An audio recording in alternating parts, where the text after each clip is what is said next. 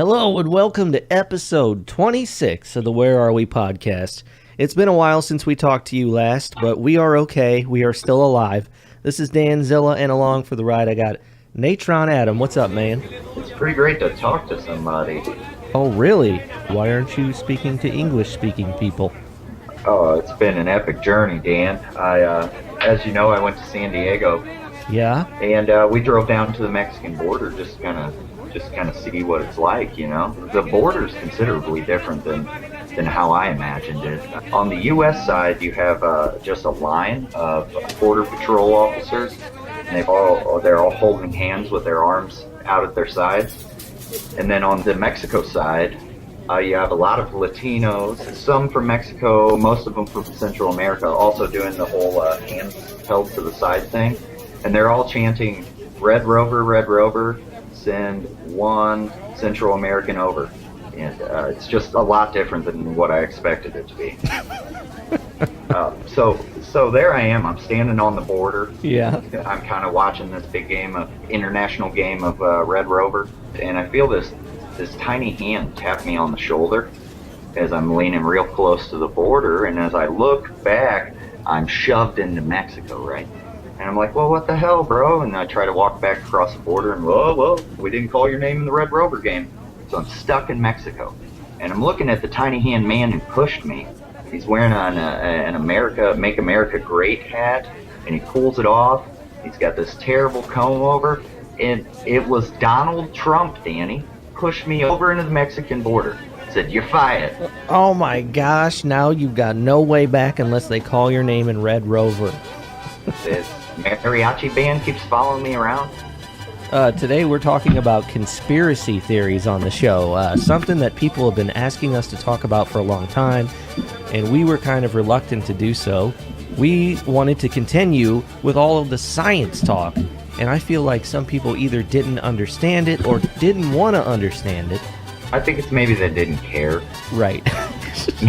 So I finally gave in. I said, fine, we'll do your conspiracy theories. And boy, are they some scary ones. Oh, no. As scary as some of this Nicolas Cage footage I have here.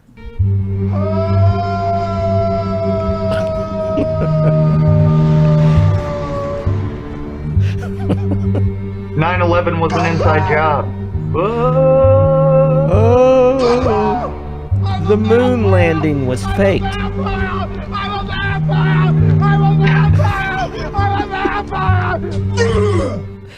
Healthy skepticism, it seems, has curdled into paranoia.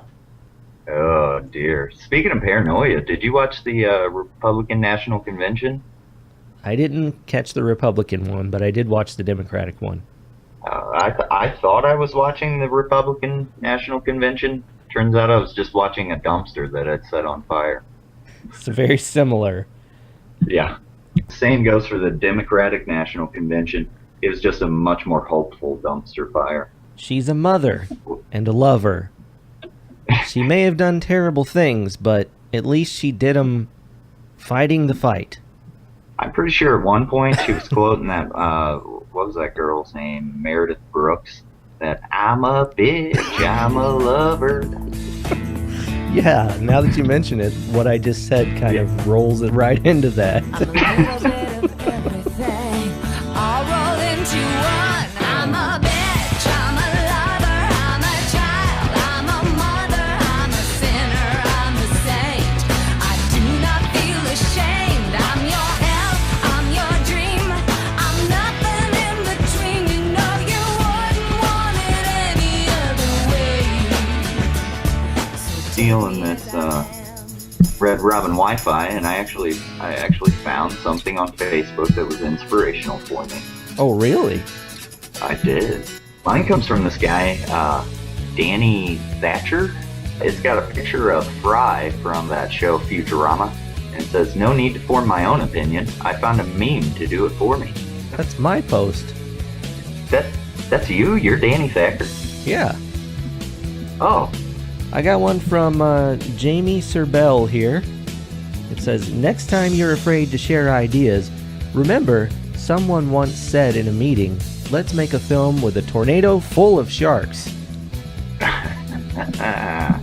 And then somebody said, let's make a sequel. My second one comes from Vince Day. Just a picture of 2 pizzas that he made from scratch. Go Vince. Way to go, food porn. Ranch brown. Yeah. Sexy food, Vince. This one comes from my wife, Megan, and our friend Tony Goley. It is a meme that says actually it's kind of a GIF. So short video clips going on here. It says 319 million people, and we narrowed it down to this. It's Trump and Hillary making ridiculous faces and hand gestures. He definitely has an entertaining face and hand gesture. Those tiny-ass hands pushing me into Mexico. I'll get you for this. We're going to take what it is. We're going to make it better. We're going to make it great. We're going to make it huge. Never do I explain what any of that means. Yeah. I'm going to plate it in gold. Yeah. We're going to take your Obamacare. We're going to repeal it and replace it. That sounds good. Yeah. I'm not a very good Trump impersonator. Something better. With something better. Right. Like, okay, what's the idea? Anything specific you got there? We're going to wrap this up with one awesome inspirational Facebook post from Sherman D. Berry. Oh, great. I was like, my heart was kind of seized in my chest. I'm like, do we not have an original Barry this week? Turns out we do. Sigh of relief. It was like on the 1964 Batman, whenever he fell into the lake with the bomb. He was trying to get rid of the bomb, and he was like, some days you just can't get rid of a bomb. Some days you just You were like, can't get rid of a bomb. and like, it there's all blew these up, and you nuns thought he was, everywhere. you thought he was dead. You thought there was no Sherman DeBerry post, but there is. Another wonderful day coming to a close. So good night, friends. Went to Lebanon today and dropped the ladies off for a pedicure, and I went and had the car safety inspected so I could get tags. I like how he said ladies. He has more than one lady, of course. He's big pimpin'. Of course. Then he took the ladies for some good Mexican food at La Mexican Kitchen. Was great food and good service. Did miss seeing one of the servers we hope to see. Always next time. Now looking forward to another wonderful day tomorrow. Life is good and gets better every day. Man. You have to wonder what happens at night, though. He never really says what happens at night. Do you think something terrible happens at night? It's got to just to balance it out, you know. Just to balance it out, yeah. It's always another wonderful day. Maybe he gets Followed really by angry another about horrible evening. like this Nicolas Cage montage.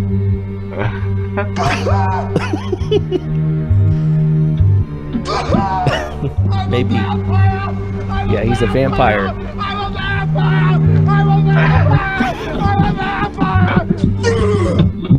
That's what his nights are like. That's why he always posts about the day.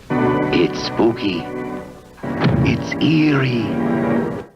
Where's my coffee? I told you I wouldn't do this job without my coffee. Oh shoot. I'm on the air. Put on your aluminum foil hat. It's conspiracy theory time. As you see, I'm a lion with girls, a tiger with men, and I'm just naturally at home in a haunted house. Now we have some conspiracy theories as scary as that clip. The first one we're going to talk about is 9/11. Oh my gosh. What a terrifying and terrible day in U.S. history. Yeah, it wouldn't have happened if Trump were president. That's what He would have said told him today. to turn those planes around. Yeah. At one point, nearly half of America believed that 9/11 was an inside job. I think the exact number that I read from Popular Mechanics, I think was the article, was 42%. Ooh. It's a lot of people that believed it was a conspiracy. The military failed to intercept the hijacked planes. I'm sounding like the Batman narrator right now. Had the government issued a stand-down order to minimize interference with a secret plan to destroy the buildings and blame it on Islamic terrorists? We're about to find out.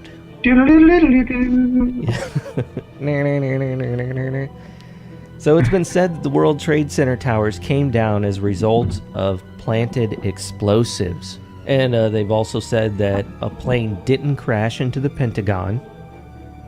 And they said that Flight 93 crashed in Pennsylvania because it was shot down. That sounds suspicious. There's been a lot of claims and a lot of responses to these claims. They found that the American Aerospace Defense Command, or NORAD, did not have a history of having fighter jets prepped and ready to intercept aircraft that had gone off route. So people said, oh, where were the planes? How did they not catch these terrorists in the sky with NORAD? Well, they didn't have any planes ready. And while the team found no evidence that the government had planned the attacks, lack of proof has rarely stopped conspiracy theorists before. Sure.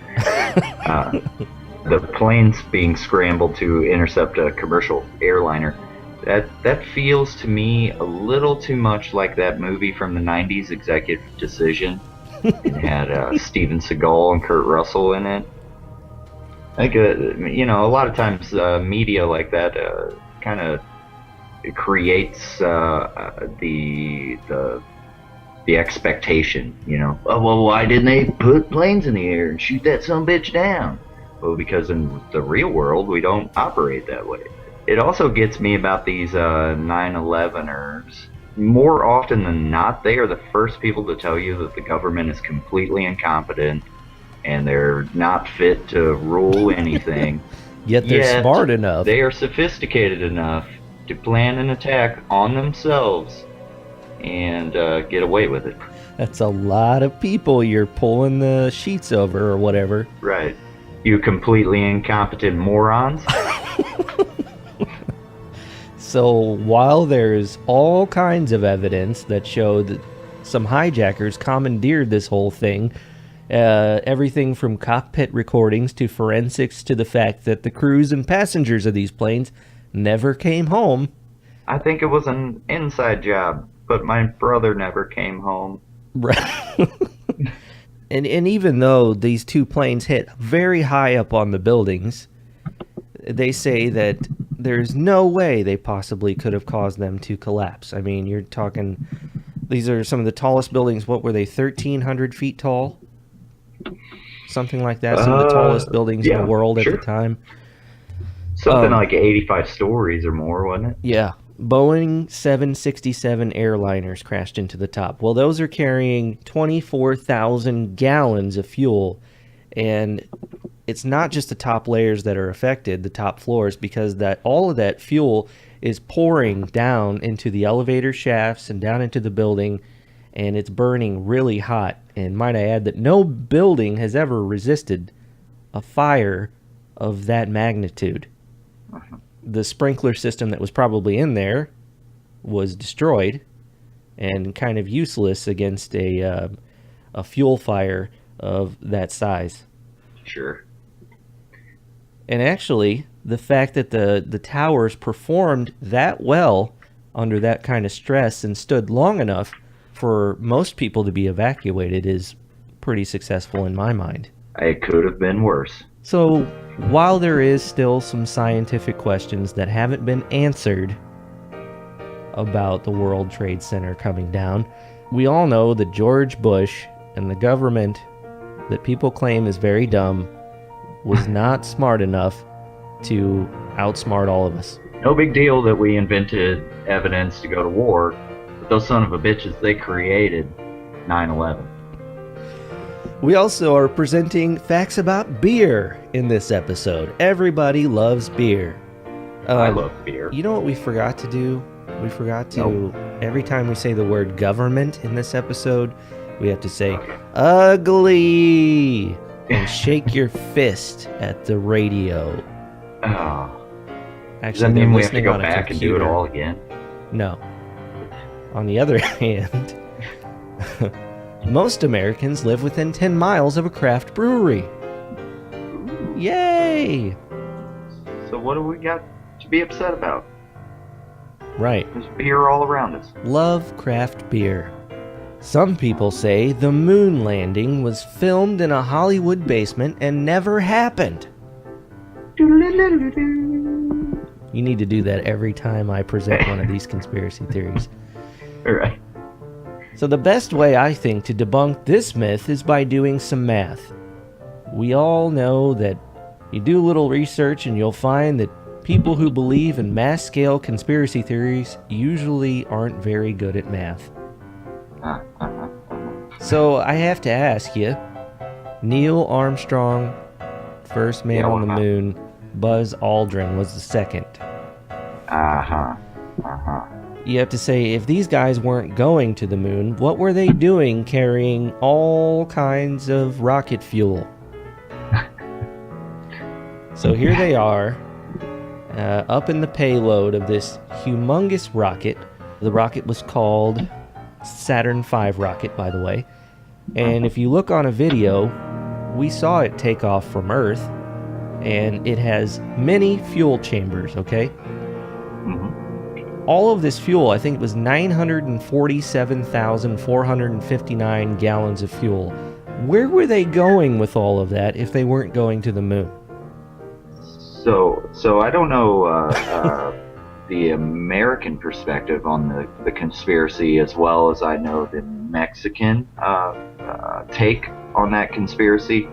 Since I'm here in Mexico and I knew we were doing this, I asked around a little bit, if they didn't go to the moon, where did they go? And most people here seem to believe that wasn't fuel in the rocket. That was about 1 million gallons of booze, and they just dropped in to Tijuana and hung out for a while, getting shit-faced. That's a hell of a story. That's how Mexico feels about it. And even if they didn't make it to the moon, that's so American that I'm not even upset. Right. Right. That's sort of exploring new frontiers or whatever. All those pictures on the moon, all that video footage, it's all fake. Yeah, but Dan, the flag it waves, Dan. Nothing we present to people who want to believe that the moon landing was fake are going to believe what we say. They only want to hear the exciting story, Natron. You can find all kinds of information on the internet. Freedom of speech may be a thing that we need to rethink. Maybe put some limitations on that. Freedom of speech, unless... careful what you believe. Right. You need Three credible sources. Right. You need each fact to present at least 3 credible sources, at least a morsel of evidence. And Facebook does not count as credible source. Right. Nothing on it. Not a single thing. Wikipedia also doesn't count as a credible source.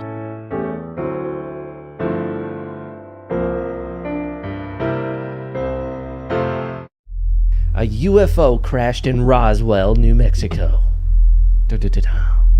No, wait, what was it that you did? Yeah, thank you. Yours is way better than mine. The most famous UFO crash in history occurred in 1947. You ever watch that Forensic Files show where that guy talks about the murders and how the people pulled off the murders? Show scares the hell out of me simply because of his voice. They found... You remember that show, Unsolved Mysteries? Oh, yeah. That was another creepy one. That show scared me to death when I was a kid. Like, I'm gonna disappear. Nobody's ever gonna know where I went. And this guy, Robert, whatever his name was, would talk about me. I think his career ended when he did Beavis and Butthead Do America. Son, you're a federal agent. Never end a sentence in a preposition. Is that those boys or that man in whose camper in which they were whacking? That's what it was. Because he said whacking off in you know what gets me about UFO crashes? What? Starting with the first big one at Roswell, we always assume that a UFO, or there's a sect of us that assume that a UFO automatically means alien spacecraft. We talked about this. That's because it's the most exciting thing it could possibly be. Right. It validates my worldview. Exciting. or that everybody's out to get me. Especially the aliens. In 1947, on a ranch just outside of Roswell, a dusty New Mexican town, mysterious debris and alien bodies were recovered, spirited away in a government. Boo! Hiss. Ugly! Ugly! Shaking my fist. Government cover-up. There was indeed a cover-up of what crashed outside Roswell. Keep it going, keep it going. But authorities were hiding not a crashed alien saucer, but a weather balloon from a secret spy program called Project Mogul. So it was a secret, but it wasn't a crashed alien spaceship. It was something much more boring. Right. The debris described by the original eyewitnesses exactly matches the balloons used in Project Mogul.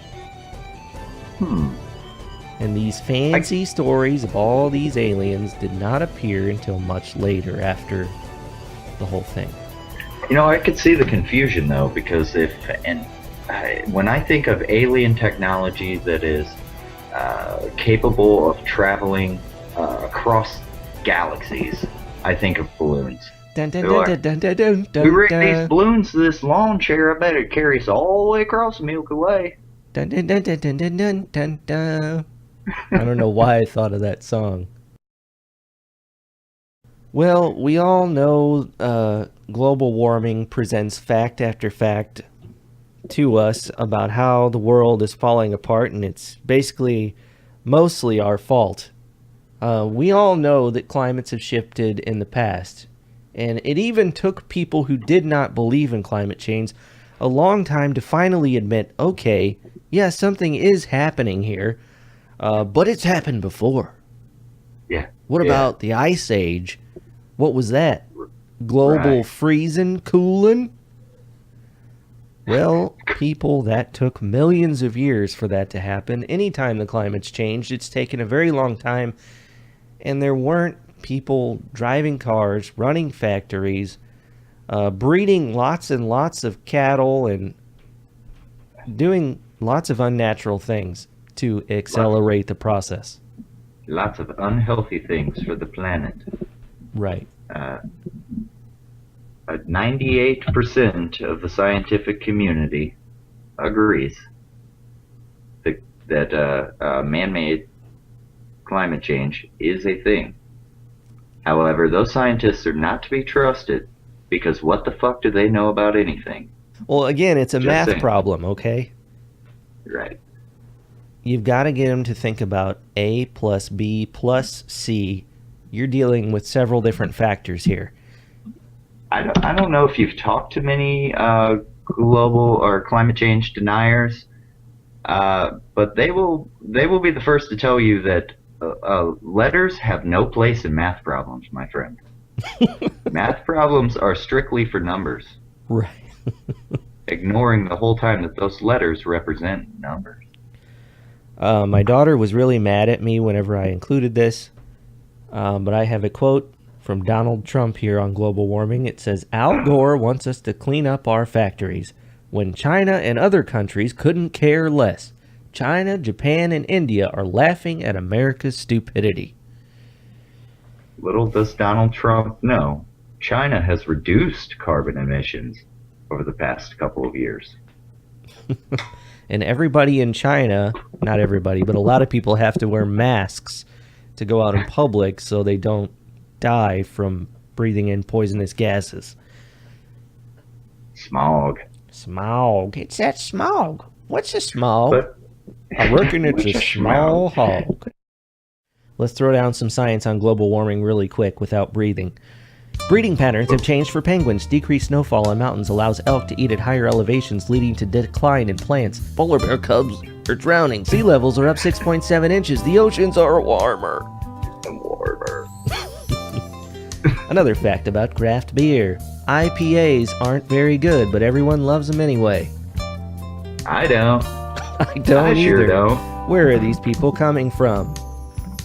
I think they taste like burnt rubber. Let me go ahead and drink a whole bunch of pine trees. Maybe mix it up with some orange peels. I'm a hophead. I love it.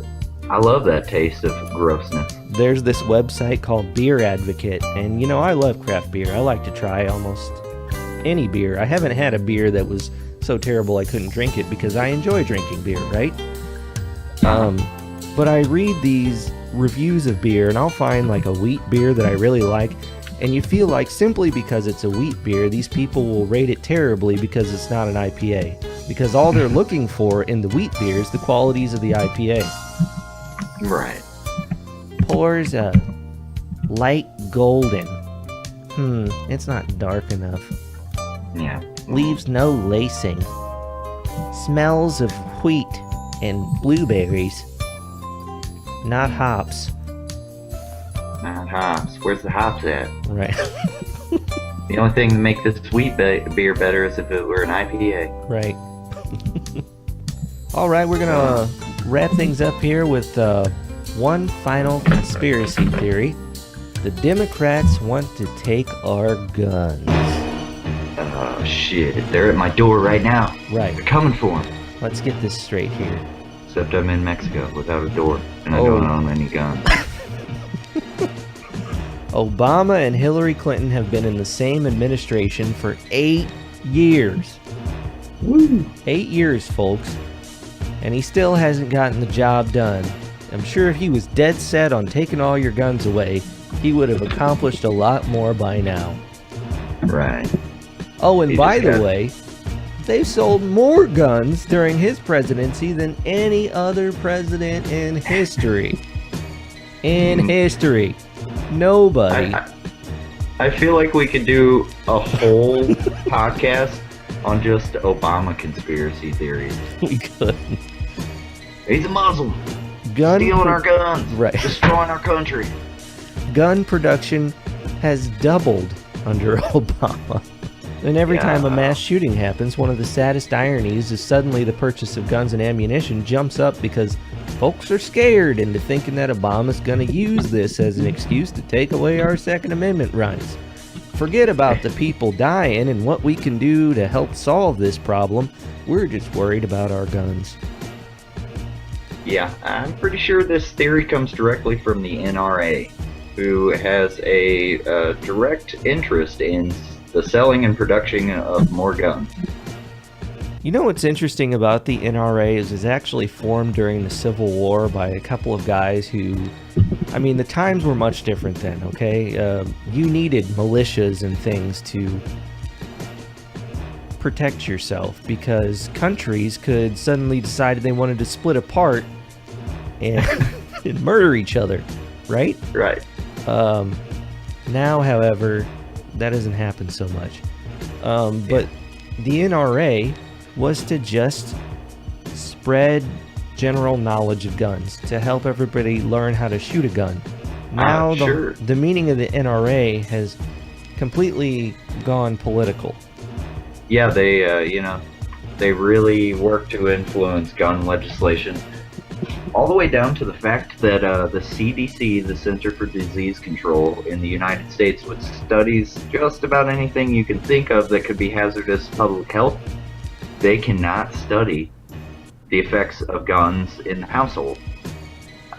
There have been laws set against it that would remove their funding if they engaged in such study. Wow, that's crazy.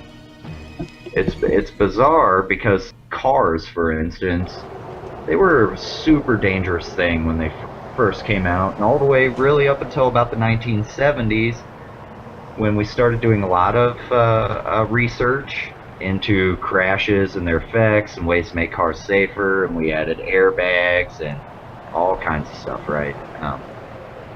In that time, we have made cars a lot safer. Many fewer people die every year as a result of automobile crashes. Because of that research and that effort we put into it, you could argue that we could do the same thing with guns if only we were allowed to study them in the same kind of way. Oh, absolutely. This topic hits near and dear to my heart because I work and live in a pretty conservative place. And it's not that I'm anti-gun, but I don't own one myself, and I wouldn't own one myself. And I was asked the other day, well, what are you going to do? And I said, when what? Oh, about what? And he said, when they come for you. I said, who the fuck's coming for me? And they're like, anybody. Anybody could want to break into your house. Anybody could want to kill you. And I politely reminded everyone that this is America. This is not Iraq or Afghanistan or Syria. But they didn't seem to care. See, they just believe, thanks to the news and video games and movies, that we live in some extremely dangerous place. When in fact we live in America, one of the safest places you can live. I also tried to remind all of those individuals that we're whirling through space on a rock that's moving at over 100,000 miles per hour, and there are other things flying through space near us sometimes that are moving much faster than that. To think that owning a gun makes you safe is like being a child in your crib hugging on your little blanket, thinking that that blanket keeps you safe. right. The truth is, you are infinitely out of control, and you have no recourse to keep yourself safe. There's nothing you can do. You're fucking screwed anyway. Very What are you well gonna said. do? Shoot the asteroid as it breaks through the atmosphere, Well, plunges into the atmosphere? We'll feel I'll blow it better. up We'll with feel, yeah. my AR-15. We'll feel better if we did. So in conclusion, folks, we have broke down a lot of conspiracy theories. Obama's almost out of office. He gives no fucks anymore. Yeah, if he wanted to take your guns, he'd be taking your guns. He's like, are we done yet? He's watching the clock. What time is it? I'm ready to get off this God. ride now. It's like if Donald Trump wins, this whole building will be gold. Gold-plated. The White House is good, but we're gonna make it great. Right. We don't know how, but we'll tell you. It's gonna be huge. Yeah, I know how. Only I can do it. Only I can, not we. That's how it's done. I can do it. You got questions about how? I'll tell you how. I'll do it. One man is gonna change it all. No, that doesn't sound like fascism at all. No. I will tell you that if you don't share our show, I'll give you a knuckle sandwich. Yeah. So go to facebook.com. That makes two of them, see? Go to facebook.com/whereareweshow or on Twitter at whereareweshow. Ooh, I would like to throw this out there. If you're traveling along I-25 North, across the New Mexico border into Colorado, as soon as you get into Colorado, there's a little scenic view spot that you can pull off the side of the highway and check out. There's a guardrail there with all kinds of writing on it. If you look closely, you will notice several instances that say at Where Are We Show, which is our Twitter, so check it out. Oh, nice. Yes, sir. I have something I'm ashamed of to admit. Uh, In a drunken stupor, I recently fell in love with my side table. My daughter spilled some juice on her the other night. I mean, I call it her, but it's my side table. And I yelled, "Stop abusing my family!" yeah. Yeah. It's like, Dad, I am your family.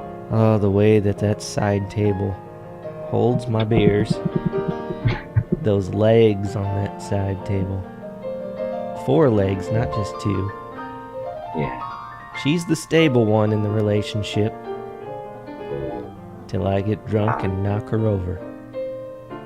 Have you thought about talking to somebody, Dan? My wife wants me to throw the side table in the garbage.